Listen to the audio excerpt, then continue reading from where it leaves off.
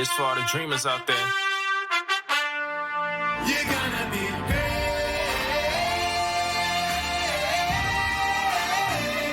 You're gonna be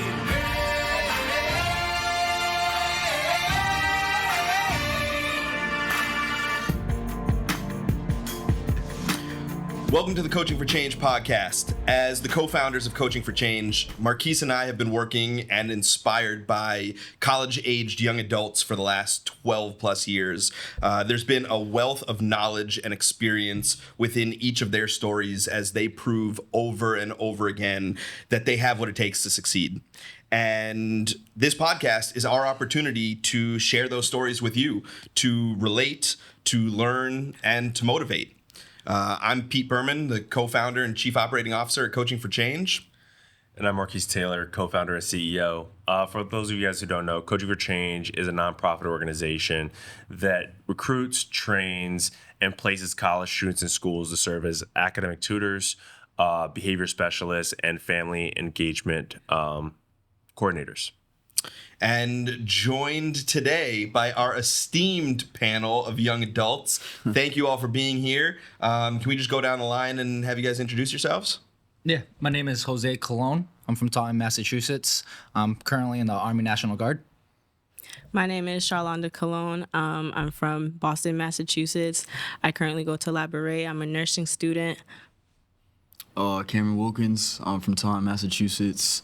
I go to Regis College, and yeah, my major is business management with a minor in financial planning. So awesome. Thank you all for being here.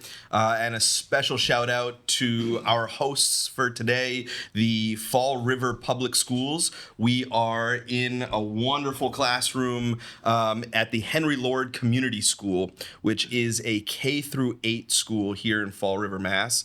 Henry Lord's actually been a very special partner to Coaching for Change for the last 6 years or so. We've had a lot of programming, worked with a lot of students, and placed a lot of college kids to work here and just provide extra support to kids who need it. With that kind of theme to it, with being in this K-8 classroom today, figure we could start just to help introduce yourselves a little more, let people get to know you. What was this time of life like for you? This like kindergarten to 8th grade span, growing up and going to school as a kid, trying to figure it all out. I'd say for me personally, it was a lot of it was kind of figure out what I wanted to do with it, like my education, like where I wanted to go with it. And I know it's like an early age, but like it's better to kind of try to figure what you want to do out earlier than later, and figuring out ways to, put yourself in a position where you can, make that goal in education more feasible. So I think that's, for me, that's... What did that look like for you? Like, did you try hard in classes? Were you playing a lot of sports? I mean, yeah, I did both. Especially in middle school, I played like every sport, from baseball to basketball.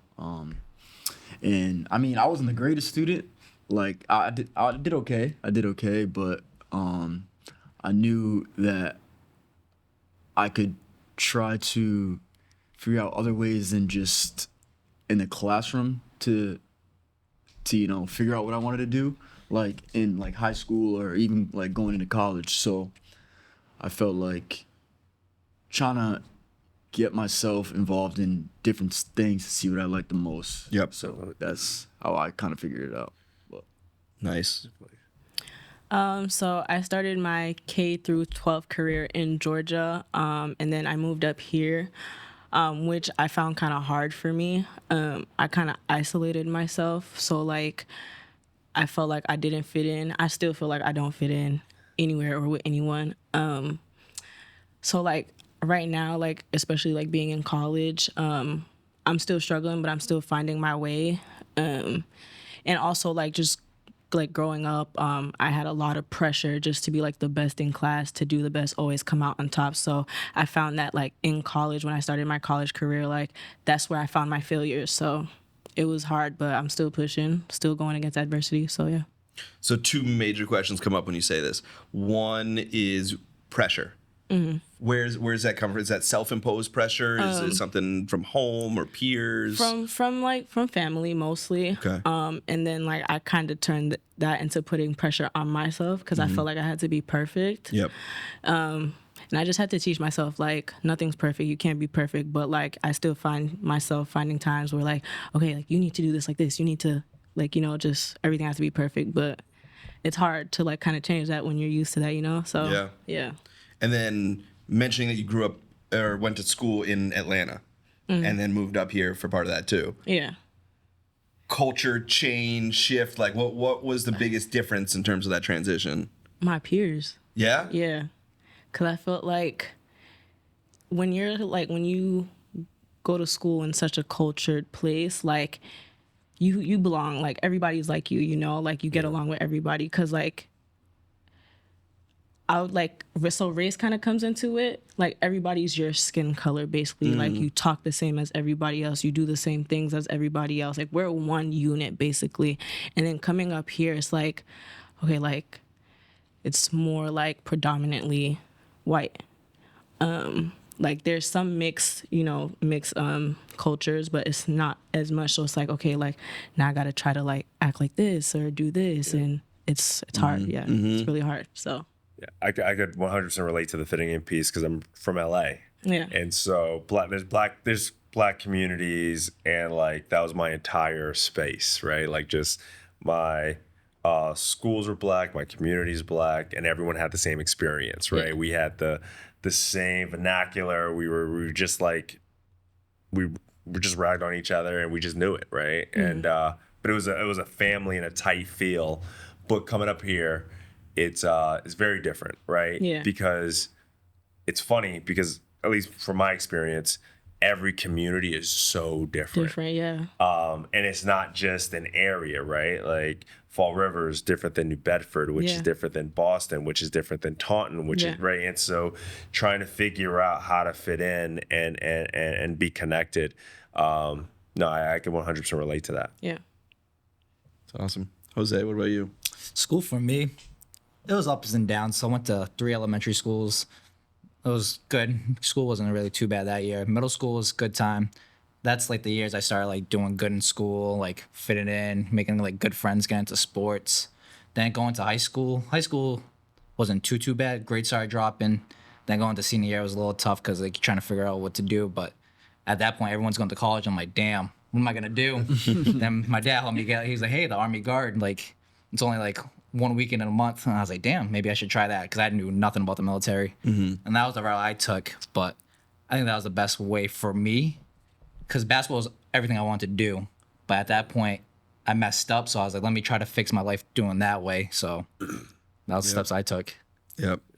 No, that's awesome. And full disclosure to the listeners and viewers out there, when Jose mentions basketball, and I'm sure it'll come up in Cam's story too, Marquise and I had the pleasure of coaching these 2 young men since 5th grade-ish. Yeah. Jose might have joined in 6th grade, something like that. And then all through middle school into like freshman year of high school or so.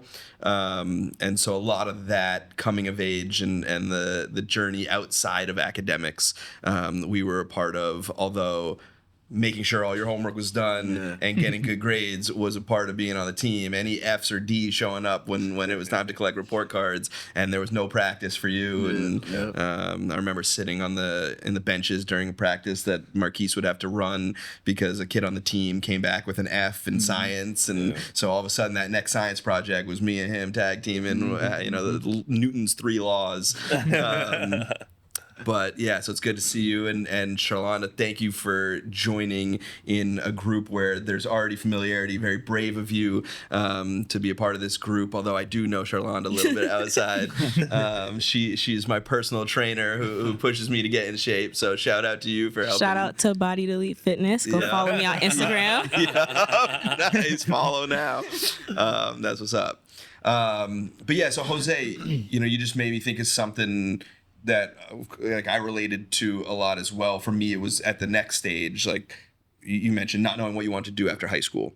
And for me, that happened in college. Like all my friends had jobs upon graduation. I didn't know. I still didn't know what my career was, even though I majored in business. Business is such a broad term. Like it didn't help me know what the next step was. So I just moved in with a buddy who already had a job and hoped I would figure something out. You went the route of joining the Army. And I'm curious, like, what was that like? That feels like a big step outside of your comfort zone. Like, growing up in a K to 12, like you're going to school every day, you have after school sports, whatever. What was it like to make that decision and like jump in with the whole different culture? Before you answer that, was your dad and mom really strict?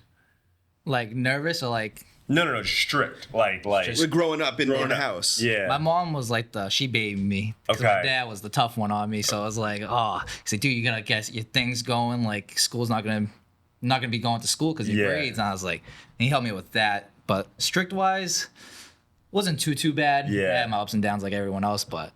And how was that like going into Army discipline? Army discipline. My dad got me ready for that. So Okay. I was I don't want to give him all like that, but shout out to my dad. Was he in the Army too? No. Okay. Nope. So like going to the Army was like a big process. So senior year, I had to take the test. So I was like, damn, you gotta take a test. I'm already terrible at schoolwork too. So I took the test. It's written? No, it's online. Okay. Like just different like puzzles and math equations. So I was like, damn. Gotcha. So I wanted to be a military police because I wanted to be a cop when I got out. So I took the test, failed the ASVAB, failed it twice. So I failed the third time. If I failed, I would have to wait a whole year. So I ended up getting a 32. That's the passing score to get in. Okay. He's like, you got infantry. I was like, oh, what's that? I had no idea what infantry was. I guess that's the people at the front line that fight. So I was like, oh, maybe, yeah. And he's like, that's like the best you can do. He's like, dude, that's the one you want to do, my recruiter. I was like, yeah. I was like, I'll try it out. So when I went there, I was like nervous. And I had to leave my parents. He's like, get a little nervous all the time. So I was like, so when you get out there, I went to Georgia, and like getting off the bus, they're like, get off. I'm like, oh. I was like, what do you mean? You start yelling at you right off the gate? Yeah. They're like, whoa, what's your name? I was like, clone. They're like, what's your name? He's like, dude, you named after? I was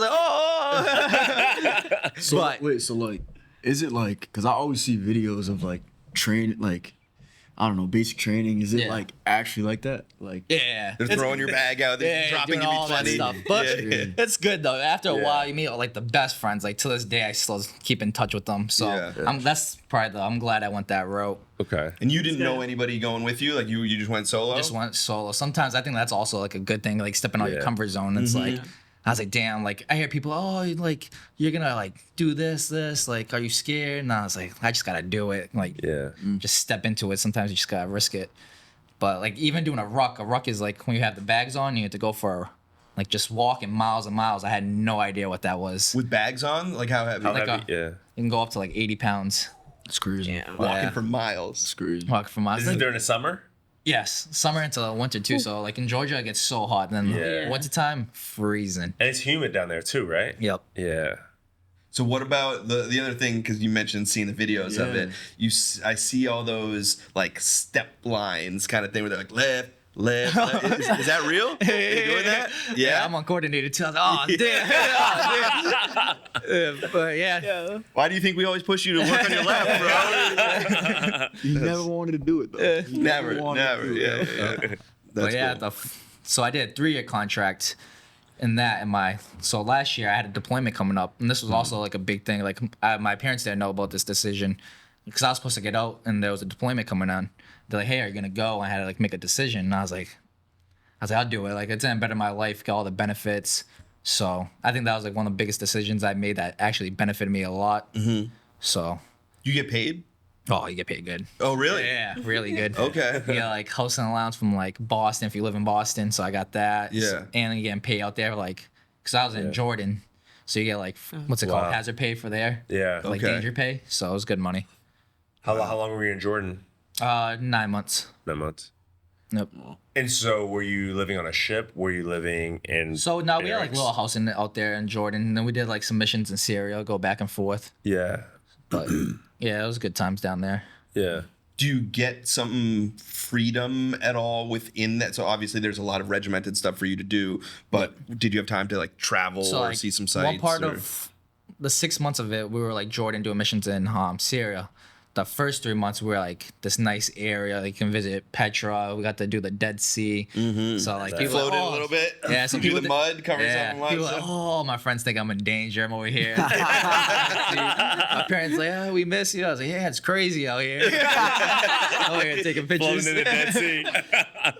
That's great. Yeah. Petra's like the carved city into the mountain type of it's thing, in right? Transformers, Indiana Jones. Yeah. Yeah. Yeah, that place is So it was like crazy. cool learning about the culture out there. Didn't you mention you got to ride a camel too? Got to ride a camel. Yeah, Yep, nice, nice. I hope there's pictures of some of this. Yeah, I'll show you. Good. That's awesome. Yeah. It's fun. Yeah. So on the topic of stepping outside your comfort zone, I'm glad you brought that up. I know there's some of that in each of your stories from what we've talked about so far too. Curious if you can share with us about like what comes to mind first when you think about the time looking back that you've really had to step the most outside your comfort zone, and how did you handle that? What was the response and reaction like? You have something? Yeah, you can think about it. Yeah, I need a minute to think. I don't know if it's like, I don't know. I feel like now I can kind of relate to that more, like in college, because in college, I've stepped out of my comfort zone a lot because I've taken like initiative to join like new groups to get to know new people and stuff like that. So like, for example, I was an orientation leader. So like that, that's to welcome and teach the incoming freshmen, like about our school and stuff like that. Yeah. So I think doing that, I got to meet a lot of new faces on campus that I haven't previously met. Yeah. So that was kind of me stepping out of my comfort zone, because especially at my school, like you have kind of this stigma, oh, you're just a basketball player, you're just because you're on this team, or this and that. So I felt like me stepping out of my comfort zone was me, not just only being a basketball player, but joining different like clubs and stuff like that. Yep.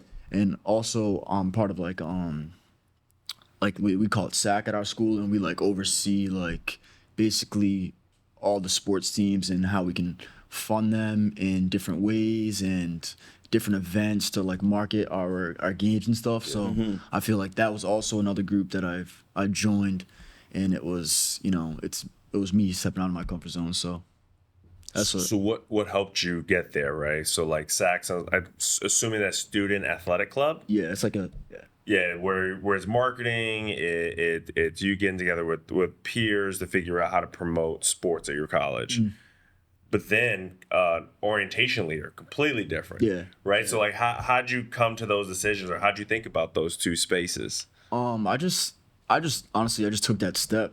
You know what I mean? It was like a step I needed to take. And I think for me, when I thought about it, it was more like, why not? Like, I don't really see a negative in it. You know what I mean? It's all positive, and why not do something different? And so did you go out and like learn about it, or were you like, oh, when I was on campus, I wonder what this person's doing, and you like that piqued your interest? Or did like someone say, you're an amazing leader, I think you should be an orientation leader, and then that kind of helped take you down that path? I'll say a little bit of both. Because I'd say a little bit of both because I don't know. I feel like people, like when I was coming in as a freshman, I seen orientation leaders and how they are, and they knew everybody liked them because they were so welcoming, and they were just. So I kind of admired that, and I was like, I kind of want to do it, and I think I'd be really good at it because I've been here for a little bit, and just meeting new people. I'm a personal person, so like I feel like, why not? You know what I mean? They got to see Bubbly Cam. Welcome to Regis. We had to do we had to do like for OL, it was like 2 days. We had to do like a skit. Did you? Yeah, and I was on a stage, and like, let's go. I have a little bit of stage fright, but like nothing crazy. Yeah. And like there was like I don't know. My school's not that big, so it was like 300 freshmen. Yeah? Like that. Nice. And I'm just on stage, and I'm like, the lights, I'm like, nah. And my OL coordinators and directors like, speak up because you got to project. And I'm like, I'm yelling right now. I don't know. It's fun. Yeah. And I'm glad I took those steps, to, I don't know. So yeah. That's awesome. I feel like that was me stepping out of my comfort zone. For sure. You know what I mean? Because especially like I said, at my school, you're on the basketball team and this is what it is. You're only a basketball player, but there's more to me than that. You know what I mean? I want people to know that about me. So yeah. It's awesome. So Cam and I kind of share similar stories. So one of the colleges I went to before the school I go to now is Curry College. Whole different environment, I should say. And I'm kind of like a shy person. So like how I act or how I am is goes off people's energy. So my energy goes based off of people's energy. And it was hard. Like I tried to step out the zone, especially like building a business now. Again, shout out Body Elite Fitness. I definitely have to step outside my zone. But when I was at Curry, like I tried to start like my own poetry club. I tried to start a new Delta Sigma Theta sorority. Nice. Shout out to them. I still want to be a part of y'all. Is that pink and green?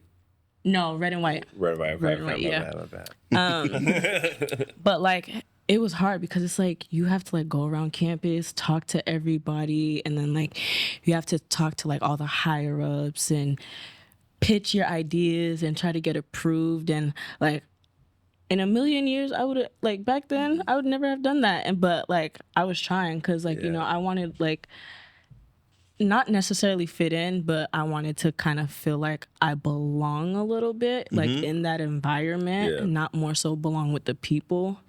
But moral of the story is none of those stuff ended up happening. Okay. And I definitely ended up going to a different school, which I didn't stay at clearly. But that was me trying to step out my own zone and stuff like that. So. And even though like things didn't work out well, and you transferred, what are two like major takeaways that you have from that experience? To stop being scared and to like project yourself, whether like somebody accepts it or not. So, and I'm still working on that. So yeah. I was gonna say, you tried some things that didn't work out. Yeah. Anything bad happened from that? No. Yeah. Yeah, I agree with that because like for me, like I step out my comfort zone all the time. Yeah. And it's like tough. I'm like, even with the gym, like I was out of shape. Like before deployment, I weighed at least 200 pounds. I had some good buddies that were older, like kind of mentored me to get in shape. So this whole year, that's all I spent doing, just gym. Now it's like a daily thing, every day, 2 hours. And like for school too, like failing, I'm always scared. Like EMT, people don't know. Last year or 2 years ago, I did EMT. My dad's like, hey, you're not ready. You haven't been to school. And I was like, damn, you're right. At the end of the day, I was like, let me just try it. And I failed. I ended up failing the class. But at the end of the day, it's like a learning curve. You can't do nothing about it. Like I did it. It's learning. So it's like, you just gotta come for it. Later on, to make me better, just in life, just learning different things. Yep. Yeah, no. So. EMT is definitely hard. I took EMT courses, and like when I knew I was about to fail, I just never went back. But it's all right though. That's But now what I you're think. for nursing too. Like you're in the same- it's still hard. Like I feel like anything that has to do with science, medical field, like it's always gonna be hard, and you're definitely gonna fail a lot more than you succeed. So yeah. But that's part of the. I feel like that's part of the process. Like, especially if you're gonna stick with like the nursing or EMT, for example. Like, if you're gonna fail, you're gonna fail. Just keep at it. Keep at it. Absolutely. That's the next goal. Like, because I failed doesn't mean say, oh, now I'm gonna try it again. Like, until you get it. Don't ever just like stop. Like, oh, thing. You gotta keep going. Now it's the second time. It should be easier. But I won't stop till like you get it done. Trial and error. And so, like, as you guys think, like, you guys talked about, like, struggling with testing. I struggle with testing, too. This was when SATs were big and everyone was, like, doing I didn't even break 1,000, right? And so, how do you overcome, like, the self-doubt as, even though you're nervous and bad at testing, like, what did you guys do to, like, kind of overcome that fear? And what are some of the, like, tangible things you guys have done to like help you get better after you failed that first test? That was a lot of questions in one. So No.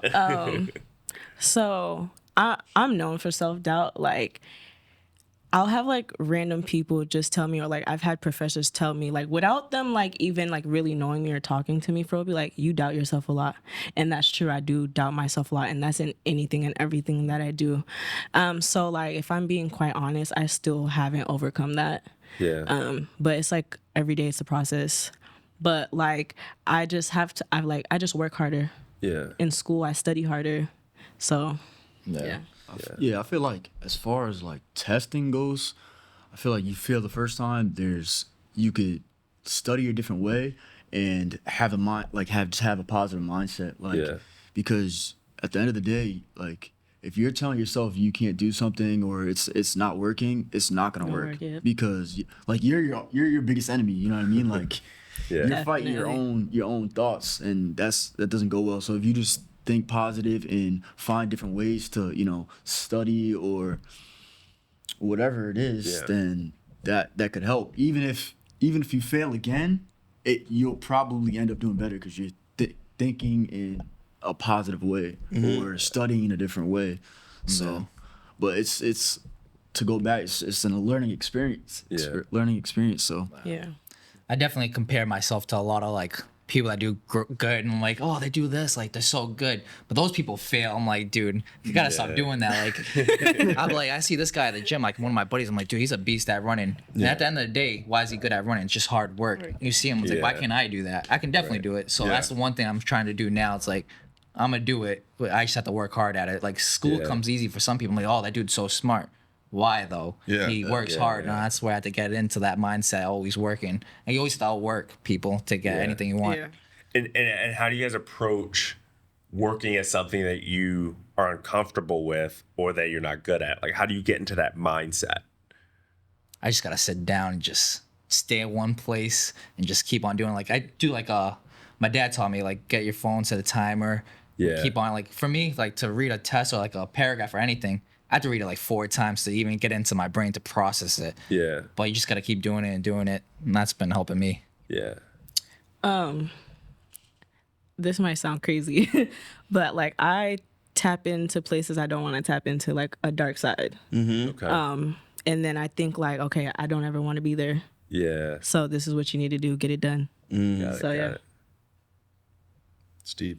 I don't have anything.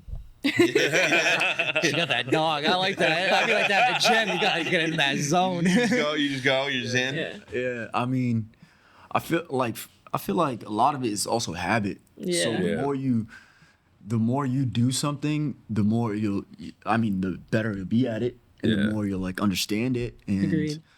so I just think a lot of it's habit and consistency at the end of Yeah. the day. So Like, it's funny because, like, I think that, like, what we don't recognize also is, like, when you're trying to learn something new, like, that is getting better, but getting better has you feeling like you're dumb. yeah, Right? Like, because you're learning, right? Like, anytime you do anything new, you just don't know anything. Yeah. Right? And so, but that feeling of being insecure and being dumb is like, it hits me at least. But like, can I just say, like, that feeling is okay though. Yeah. It's definitely okay to feel like that, because then like that turns you into a beast later Yeah. on. So yeah. That's And true. And that's like when you're first like learning something, for example, like that test, that's always going to be the hardest step. That's that first step is the longest and the hardest step. So Yep. you just got to take it and be consistent with it and build that habit, and it's going to come easier. And then, like Jose mentioned, somebody else is going to look at you and be like, oh, how are you so good at that? You took that step and you built consistency and habit in what you were trying to learn or what you were trying to do. Yeah. I agree. That first step is such a big deal, especially when you're not good at something. Like if you think you're not good at something, that also means you can only go up from there. Like worst case, you live up to your own expectations of not being good at it. All right, you failed. You thought you were going to fail anyway. What's the big deal? Yeah. Best case scenario, you pass. middle case, which there's a million of, like you learn a little something or a lot of something, and then when you try again, you're a little bit better, and now you know how to build on that experience. I feel like failure was such a big part of our story in starting Coaching for Change. Like it's not like either of us had started a nonprofit before, and we were these established moguls in the industry. Like you hear about some big names that they're starting another one. Oh, this is gonna blow up right away, and that's not who we are. Yeah. And so it was a whole lot of, okay, I've never done this before, but it could be really cool. And if we try it and it works, we're going to hit a home run.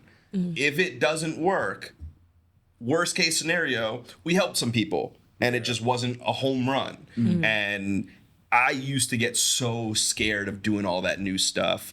And Marquise would like, give me pep talks in the office of like, yo, bro, just do this. Like you're good enough and you know more than all the people you're trying to help. So just do your best. And some other Marquisisms that I would learn over the years of like, fail forward, which I now have like a sign in my house about fail forward of like, as long as you're learning from mistakes, you're failing forward. Like fail, learn, try again.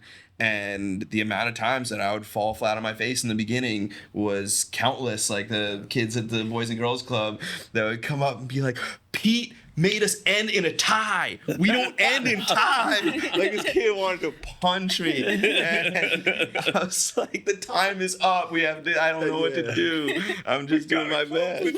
They're kicking us out. And, Marquis like, all right. Next time, tell him how you're going to handle it and let him do it and have a talk with him, pull him aside, let him know where you're coming from.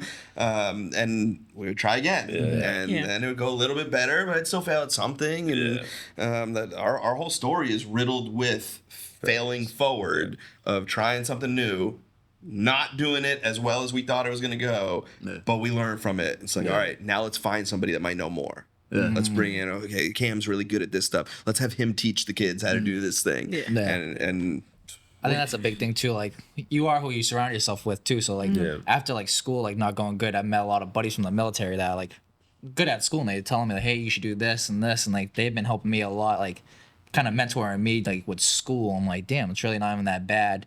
So that's definitely a big thing with me now after graduating. I mean, I feel like also to go back to like failing and stuff, it's actually pretty funny. So you guys know, like I have a little car detailing business or whatever. Before car detailing, I had a smoothie business. Oh, okay. Really? I don't even remember that. I'm sure you pitched it to me at some point. Listen, it lasted about a week and a half. So like, I had like a $220 blender. Like I knew how to make like certain smoothies, like really good and stuff. But then I realized like, I think it's illegal to sell food and drinks out of your house, and I was doing that. Oh. And on top of that, I was delivering it. But at the time, I had, I didn't really have everything I needed for that business, and like I was delivering a smoothie one time, and the smoothie that I was delivering like 4 of them, and they spilled everywhere because I didn't have no caps, and I was like, I'm done doing this business. So I failed at that, and I went back to school like this past year, and everybody was like, oh, like, you still doing the smoothie business? I was like, oh, that was in college. They were like, I was like, it's long gone. It's long gone. And I failed that. So, but just trying different things. Like, you might fail at one thing, and especially if there's a word for it. Like, if you keep trying something, and you fail at it, like, there's a point where you should actually move on to something else. I forget the word for it, but so that's what I did. Like, but as far like, as that. do you feel like if it's something like you're truly passionate about, you should still move on? I feel like under certain circumstances, I feel like you should, because you could be passionate about something, but it might not actually work. You know what I mean? It like if you're consistent with it and you're seeing progression in it, then I would say stay with it. But like if there's like you're making no progress and you're not learning anything else from it, then I would say move on. But I would actually challenge that too. Okay. Right? Because like, what happens when you are winning and you're finding success and you're learning, and it's not what you thought it was going to be? That's a good point. Right? Like leaving or moving on doesn't always mean that it's a failure. Yeah. Right. Like being able to walk away from something is really important and valuable. Because it's not always just a matter of like, is it working or not working? Right. It's taking the long approach of like, what am I taking away from this process? Because it's important for me to find out what I want. Yeah. Right. And so I think taking failure out of the context of winning and losing is so important. Right. Agreed. So I like that. I'm not. I'm that's agreeing fair. what you're saying, but I'm just challenging it a little bit Yeah, that's fair. to think differently a little Yeah. bit about it. That's fair. Well, I think you hit on something important too, like the phrase of important to me. I think prioritization and understanding where you're at in life. Like, Yeah. if I'm super passionate about basketball, which I am, and like my dream growing up was to be in the NBA, Yeah. me at 36 years old working in education and nonprofit space, if I devoted everything I had to trying to make the NBA again right now and neglected everything else I'm doing, that's going against what I need and the appropriate priorities in my life. I need to be able to pay the bills. I have Yeah. to eat at night. There are people who depend on me to do some work. And so spending 12 hours a day playing ball would hurt the people around me. And I think that's an interesting piece to understand too, which as young adults and even the kids younger have a lot more freedom to explore those passions while you have less responsibility. That's when I always encourage, like, try something and then try it again. And maybe the issue is just have the wrong strategy. You don't have to give up. Learn a new strategy. Find somebody to tutor you in it. Ask somebody who's good at it to come work with you, whatever it is, and push. Like, that's your time. Yeah. It also goes back to the mindset too. You need a strong mindset Yeah. and a positive mindset. Yep. And I sure. think Jose like hit on it a little bit too, right? It's finding your people. Yeah. Right, because it's hard to have a positive mindset when things are going wrong, but having people around you that are able to show you different paths and different ways of looking at it is so valuable. You know? Especially if Agreed. those people, like, they know more. They Yeah. know more than you at the end of the day. And that's, Yeah. I think that's a great thing because they can be great mentors and show you the right way, Yeah. which is so helpful. So I'm curious if we can dive a little bit more into that too, like the finding your people, and whether it's like your tribe of peers, whether it is a mentor or mentors and people that are older than you that you've sought help from. What has that been like for you guys, especially because I know that transition into different areas has been a big part of your stories, whether it's different schools and into the military, whether it's full geographic shifts, or Cam, you went from public school to private school to college, which are all three very different groups. Like, what has that been like for you guys to navigate, to find your people and the people that can push you or help you and support you? So I still feel like I haven't found my people. I've met people, but they're just not my people, Okay. I would say. And I think I'm kind of fine with that though. So like, and like, also it's like, it has to do with like the fitting in thing. Like I said, I don't fit in and I don't want to fit in. I want to stand out. I feel that that's what's going to make me great. So I'm actually okay with not having my people. In phrasing it that way, it's like they're not your people, but you've still met good people. Yeah. How have you used that to work for you? Because you're still doing well. Like, you've navigated into different things. You're starting your own business too and working for other people. Like, there's a lot going on. So like, especially like when it has to do with like, or pertain with what I'm doing and like building my business, like if they like know certain things or like, if they know certain things or are educated in certain things, I take advantage of that, ask the questions that I need to ask, get the information that I need to get, and then I apply it to what I need to apply it to. So Yeah. To kind of go off that too, I feel like you finding your belonging is important, but also finding certain people to fulfill certain things for you. So like, for example, if like I need someone to help me with like educational purposes, I'm gonna find someone who can help me do that. Or if I need somebody to help me with certain things in my business, I'm gonna find somebody who's good at that. So finding people who can help you fill those those kind of voids or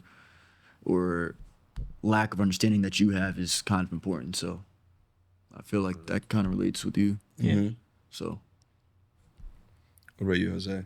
For me, I'm kind of lucky. I still chill with the same couple buddies, my buddy Corey and Tariq, growing up since we were like 4th grade. So always keeping in touch. Then those are like my main best friends. Then military friends, those like kind of like my mentors because I'm kind of like the young one for them.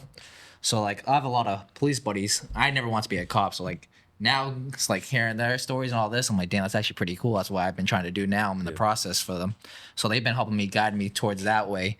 And like kind of when you get older, it's kind of nice to like inspire the younger people because I know like where I came from. I'm like, oh, this like someone can look up to me one day and be like, hey, maybe I can take that route and like make it a better life for everyone else. That's my right now standpoint. Yeah, I love that. One of the things that this made me think of, and that just kind of hit the nail on the head, of when you think of mentoring and like inspiration, what does that mean to you, and like how has that played a role in your life? But also, what would it mean? What do you want to pass along if you were to be a mentor for other people? So like for me, I just think about when I get older. Like when someone says, "Oh, Jose Clone," I want like someone to think of my name, like, "Oh, that dude you can trust. Like he's helpful, kind, like a good person. Like you can count on." That's the main goal for me, just to be a nice, good character dude people can look up to, especially kids like not doing good in school was my like thing. So like I want to help them. Like, hey, like I didn't do good in school. Like, these are some routes, but like don't do what I did. And these are some other things you can do better and be better than me. I think that's it, and just make the world better in general. It's awesome. Yeah. What about you guys? I think like a mentor to me is somebody who's going to be honest with me, like brutally honest, and someone I can obviously trust, like Jose said, because if they're not honest, are they really pointing you in the right direction? Like if they have an opinion on something, obviously there's certain ways you can say it without being, condescending or obviously, but like somebody who can really speak to you and teach you and show you and guide you how to be successful in whatever it is.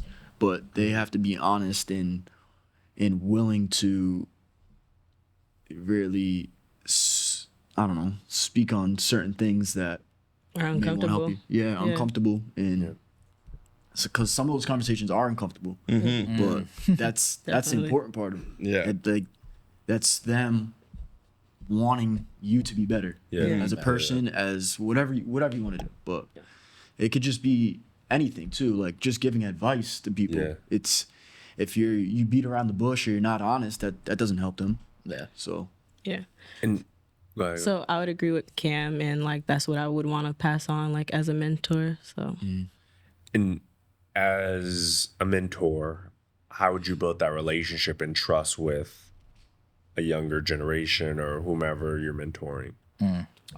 I feel like relating to them, just relating to them as people. They may be younger, but they're obviously they want help. They want help. People who are looking for mentors want and need help. Yeah. So I feel like just relating to them in a sense that, I was once in your position as well.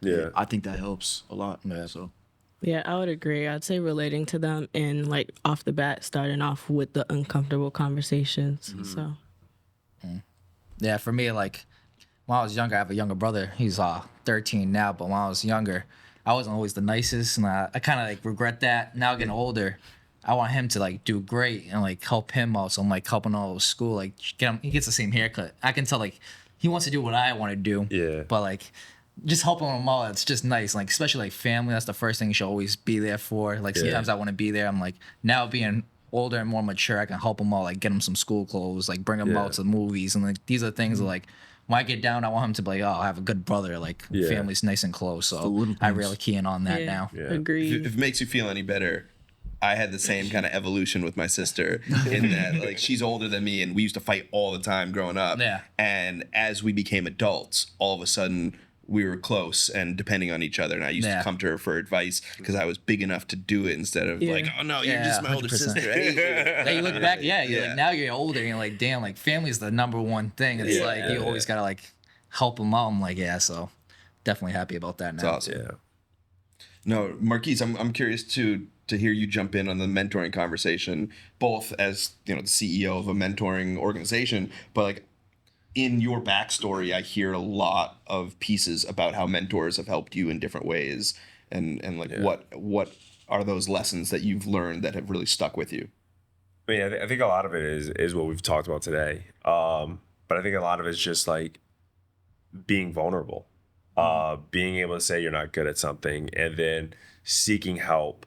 But I think like right now where I'm at is like also finding a moment to pause to really reflect on what the actual challenge is, because there's a lot of noise, right? And so I'm gonna use Cam's example, for example, right? Like with your smoothie business, right? That could be seen as an epic failure, but I also see that as like an amazing lesson learned, right? Through being able to realize, wow, I'm not prepared. I don't have all the materials. I didn't think this through all the way through, right? And then being able to now start a car business, right? And now like you've gotten to the point where you have customers, you're building websites, all of those things, right? But I think that, let me go back to the question, but my point is saying that like you have to be vulnerable and willing to ask questions to be able to grow and receive this kind of information and to find people. And then you also just have to stop and listen, right? I think that is a key part of it, because we all have things that are going on in our minds based on our experiences. But if we can't listen and step back and look at situations to be able to kind of figure out how to navigate, I think that's really key for me. But being able to like just understand my situation, kind of figure out what I need. And it's not necessarily what or how, it's who. Who can help me? Yeah. So it's super interesting, and two of the pieces that you just hit on of listening and being vulnerable Yeah.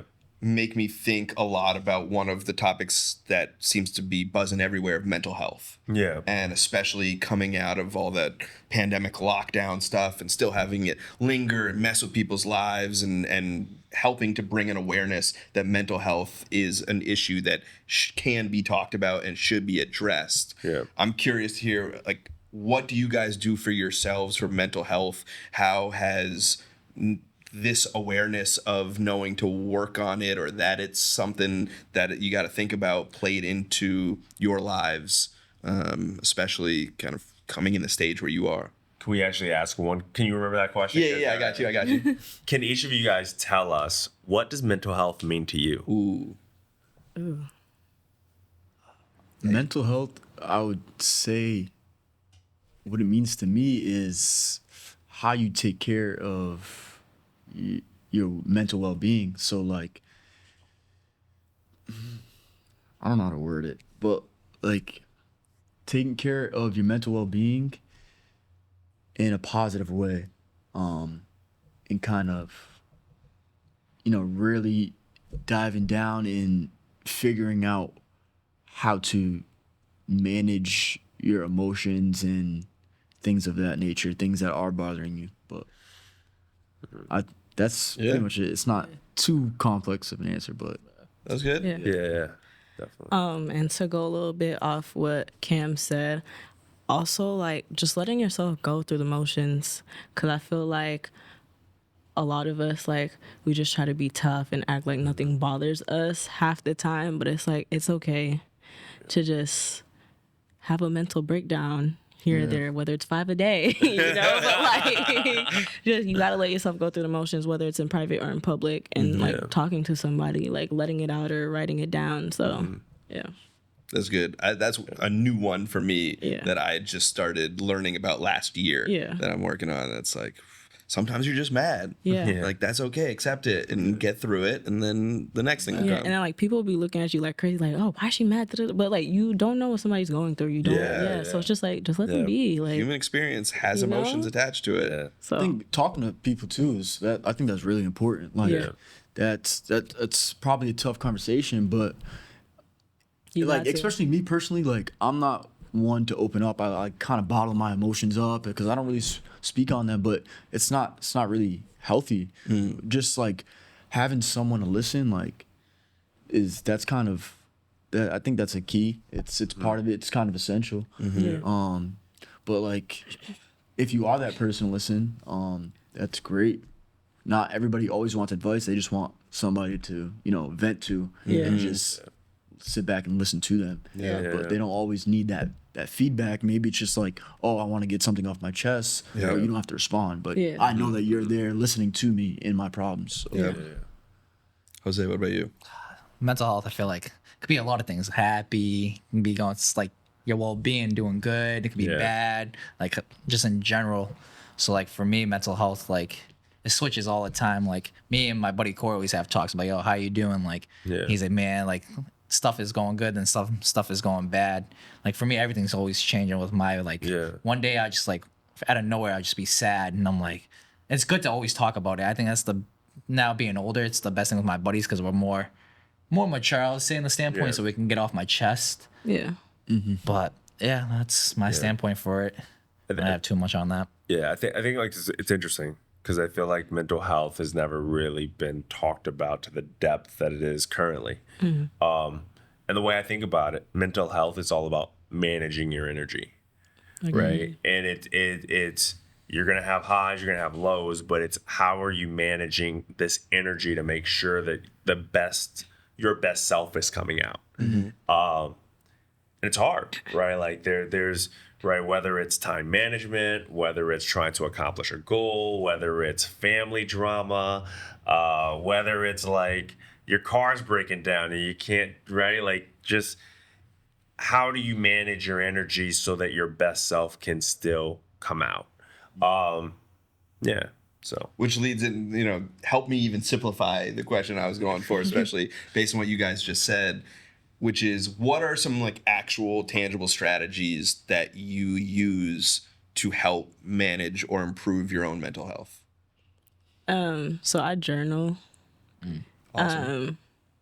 It's really therapeutic. Like, and it's like when I talk or just like talk, it doesn't have to be people. Like even when I'm talking to myself, like what I write down doesn't even compare to what I speak. Like when I speak, it's kind of like basic sometimes, but then like I start writing and it's like, okay, where'd this come from? Like, it's like I'm a whole different planet or something. That's great. So it's like, and I also just like, I just stop for a moment, like, or I take a day and I just stop, like nothing matters, like not even work, training, nothing. So school don't even matter. I'll skip a class. Call the old time out. All the time out. Yep.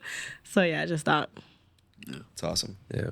I think for me, it's like just occupying myself and kind of, I mean, people might say it's deflecting, but like kind of step into an area or a passion that I love doing, like basketball or lifting weights. I like to do those things and that makes me happy. So I don't know, I'll kind of step into that space where I know I'll be happy doing it.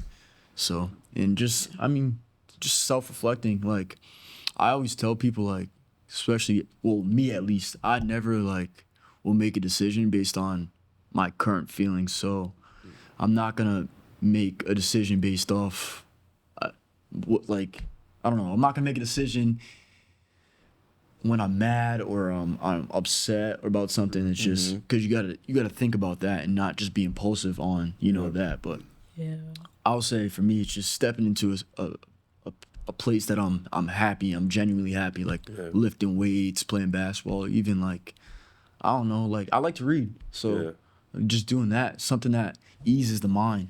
Yeah. And so Have you always liked to read? no. That's new? Yeah, like I just I don't know, I just picked it up. I don't know. I just started picking it up, started reading it, and I like it. I like to read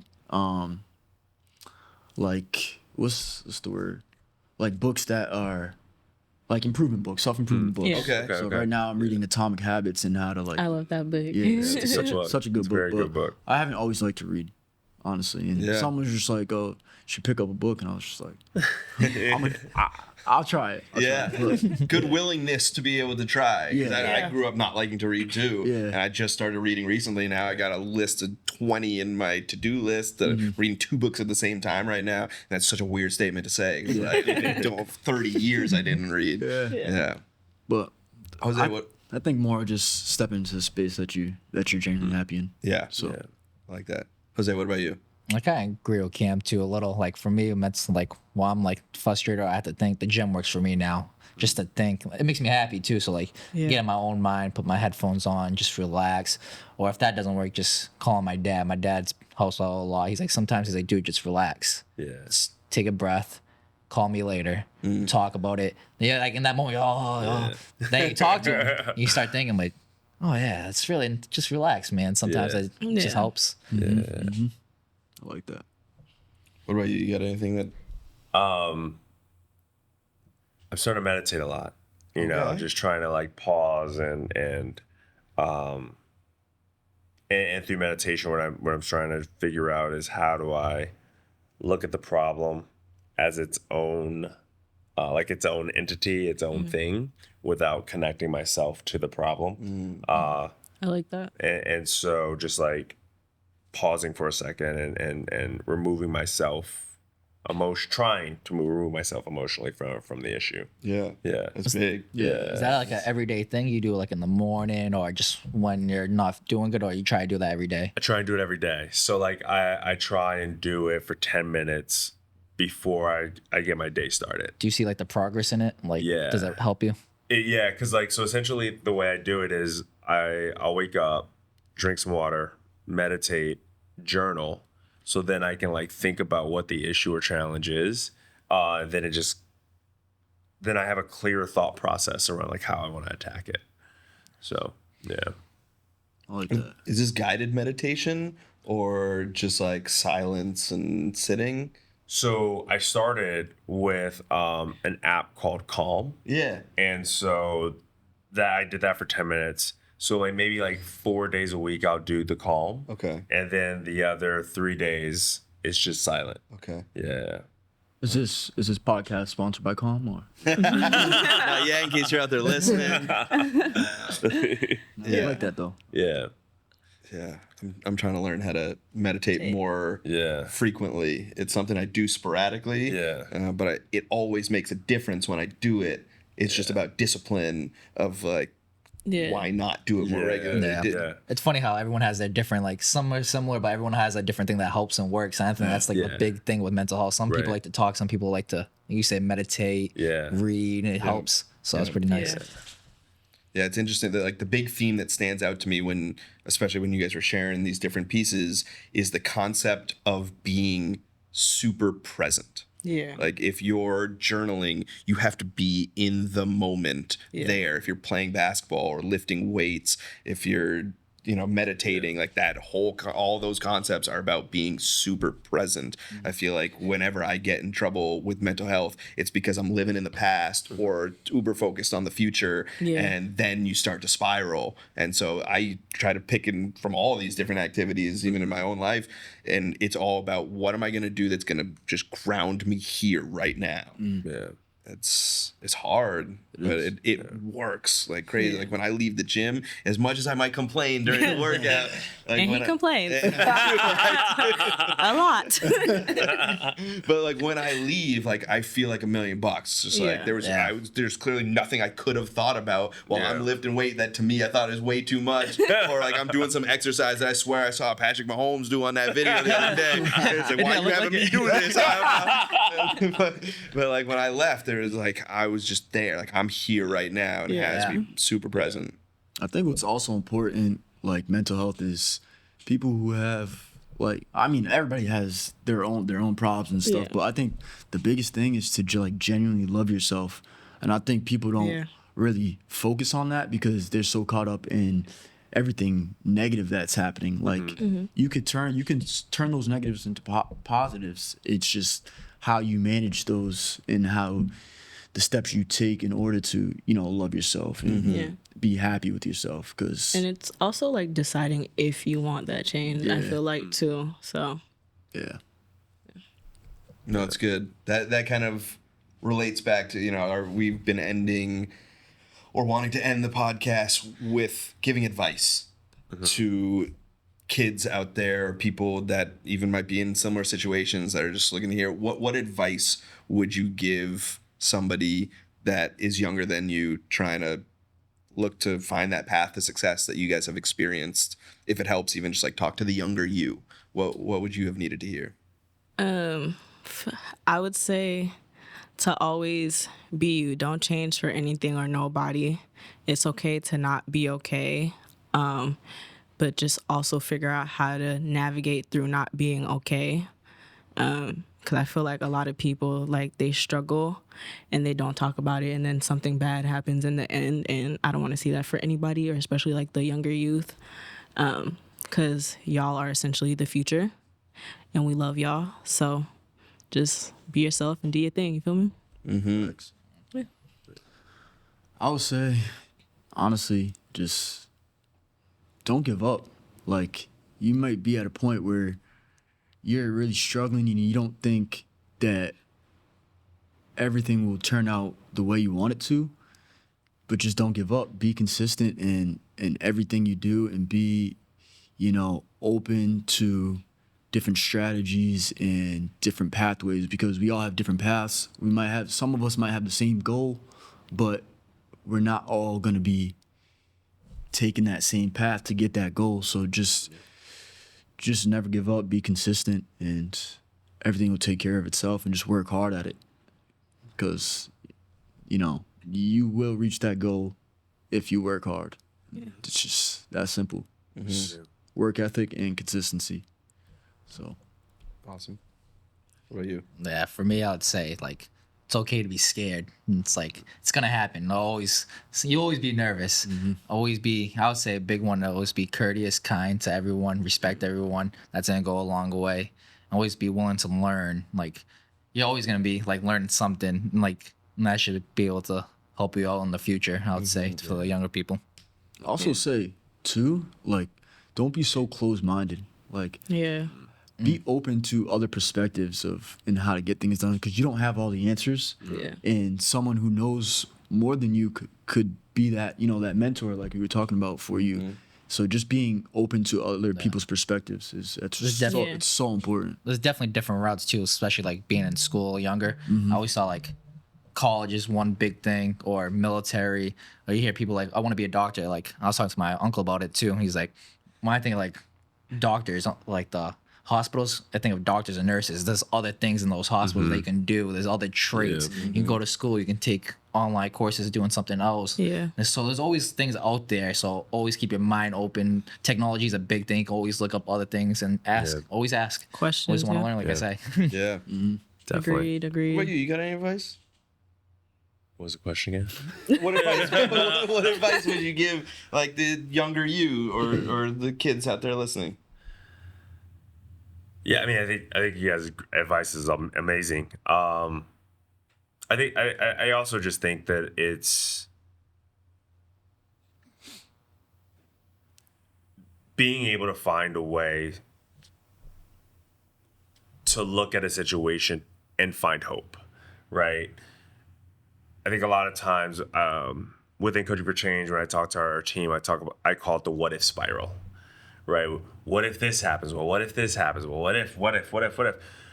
How do we flip it into something that's positive that can deliver hope, to help you, like, young people just see it a little bit differently, right?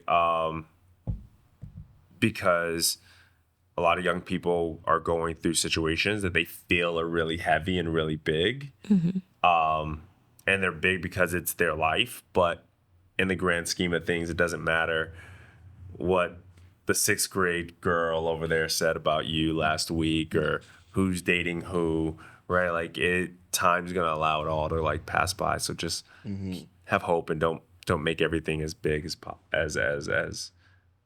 you think it is, because it's not always that big. Yeah. I agree with that. I To like kind that of one. off too, like, you said you call it the what if spiral. Yeah. I feel like we can't really, like, live in the hypothetical. Like, Yeah. yes, you should consider like things that can happen, but if you're just thinking in the hypothetical, then that just allows for negative thoughts, because you can be like, oh, I can't do this because of this, Yeah. or this will happen, and that's you won't really progress from that. So Yeah. Or like you move through the hypotheticals and then it's like, okay, damn, like maybe I shouldn't have. So, yeah. Yeah. but yeah. I think that all comes full circle again into like be present. If you start Yeah. future tripping and all those Yeah. what Yeah. ifs, like none of them will happen or all of them will happen. And it's like you have no idea. Yeah. It's awesome. Thank you. I appreciate you guys for being here. Honestly, Jose, Shalanda, Cam, huge shout out to you. You're amazing people doing great things, and there's a lot more to come. Can't wait to see what's next for all of you in your journeys. But yeah, thank you to the viewers and listeners out there for joining this episode of the Coaching for Change podcast. And yeah, just great job. Really appreciate everything. Thank you. Thank you. Thanks for Appreciate coming it. through. And we'll see you guys next time. Yeah, don't forget to check out Coaching for Change at www.c4cinc.org. We're always looking for amazing people like this, and from all different kinds of backgrounds. Kids are a million different ways and backgrounds, and we need older people who can relate to any of those kids to come be a part of the mission. And donors and sponsors and people out there, if you're listening, we can use all the help that we can get to help pay amazing people like this to be a part of that change. Again, www.c4cinc.org. Thank you. You're gonna be great. This podcast is presented by Coaching for Change, empowering college students to ignite change in the next generation. A special thank you to our inspirational podcast participants for sharing their stories with all of us. To the amazingly talented Trey Mutava and Mutava Music for the soundtrack to this podcast. To the Fall River Public Schools for donating the space. To Rowan Edwards for filming and editing this podcast. And of course, to you, our listeners. To get involved with Coaching for Change or make a donation to the nonprofit, please visit www.c4cinc.org or find us on social media at Coaching for Change.